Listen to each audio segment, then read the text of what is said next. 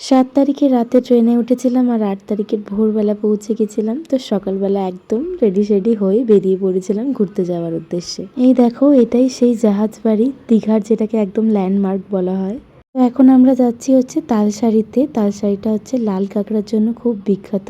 But দুর্ভাগ্যবশত আমরা দেখতে পারিনি একটাও লাল কাঁকড়া। বাট বিচের যে ভিউটা আর এই রাস্তাটা ভীষণ সুন্দর, ভীষণই সুন্দর লাগছিল। রীতিমতো ভীষণ এনজয় করছিল। ও ফার্স্ট টাইম বিচে এসছে, তো ভীষণ এনজয় করেছে ও। তোমরাও দেখো কি সুন্দর ভিউটা, নৌকোগুলো জলের মধ্যে ভাসছে, ভীষণ সুন্দর লাগছিল।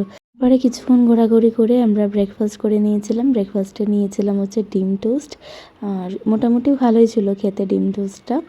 আর সম্ভবত তখন ভাটা চলছিল, তাই জলটা একদম কম কম ছিল সামনের দিকটা। এটাকে আমি হেঁটে পেরিয়ে ওপারে গেছিলাম, তারপরে একটু বীচটাকে সামনে থেকে উপভোগ করতে পেরেছি। ভীষণ সুন্দর লাগছিল, তাই তোমাদের সাথেও শেয়ার করলাম।